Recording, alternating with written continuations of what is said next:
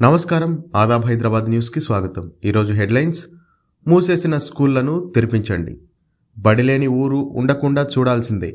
చదువు కోసం పట్టణాలకు వెళ్లే ఇబ్బంది రాకూడదు. డిఎస్సి ద్వారా ఉపాధ్యాయులను నియమించండి. ఉమ్మడి జిల్లాలో స్కిల్ డెవలప్మెంట్ ఏర్పాటు చేస్తాం.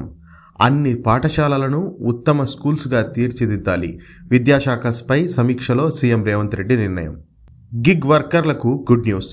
ఓలా, ఉబర్ గిగ్ వర్కర్లకు రేవంత్ సర్కారు 5 లక్షల ప్రమాద బీమా కల్పిస్తూ ప్రభుత్వం జీవో జారీ చేసింది. డిసెంబర్ 23న గిగ్ వర్కర్లతో సమావేశమైన సీఎం రేవంత్ రెడ్డి. అయోధ్య కళ నిజమైన వేళ. అయోధ్య కోసం 550 ఏళ్లు వేచాం.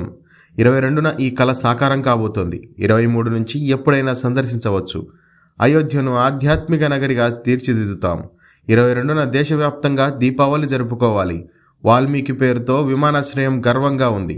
అయోధ్య పర్యటనలో ప్రధాని మోదీ వెల్లడి. అప్పుల ఊబిగా తెలంగాణ. బీఆర్ఎస్ ప్రభుత్వంలో 81,514 కోట్ల అప్పులు. విద్యుత్ సంస్థలను నిండా ముంచిన బీఆర్ఎస్. డిస్కంకు 28,000 కోట్ల అప్పులు. భద్రాద్రి, యాదాద్రి పేరుతో 50,000 కోట్లు. సింగరేణికి 19,000 కోట్ల అప్పులు. శ్వేతపత్రాల ద్వారా వివరించే ప్రయత్నం చేశాం. భద్రాద్రి ప్లాంట్ను పరిశీలించిన డిప్యూటీ సీఎం. 10 షెడ్యూల్ విడుదల. మార్చి 18 నుంచి ఏప్రిల్ 2 వరకు 10వ తరగతి పరీక్షలు. 9:30 గంటల నుంచి మధ్యాహ్నం 12:30 గంటల వరకు ఎగ్జామ్స్. మార్చి 30లో ప్రధాన పరీక్షలు. ఏప్రిల్ 2లో వొకేషనల్ పరీక్షల ముగింపు. ఉద్యోగం అవసరం లేదు. సీఎం రేవంత్ రెడ్డితో మాజీ డీఎస్పీ నళిని. తెలంగాణ సాధన కోసం ఉద్యోగాన్ని వదిలేసిన నళిని 2011లో వార్తల్లో ప్రముఖంగా నిలిచిన వీరవనిత. ముఖ్యమంత్రిని కలవడం సంతోషంగా ఉందన్న నళిని. తనకు అప్పుడే బ్యూరోక్రసీపై నమ్మకం పోయింది. ప్రస్తుతం తాను పూర్తి ఆధ్యాత్మిక మార్గంలో ఉన్నట్లు వెల్లడి. నేను రాజీనామా చేయలేదు. ఆ రాజీనామా వార్తలు అబద్ధం.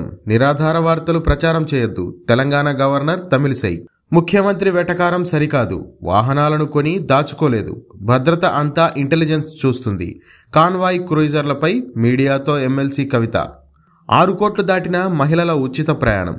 80 కొత్త బస్సులను ప్రారంభించిన మంత్రి పొన్నం ప్రభాకర్.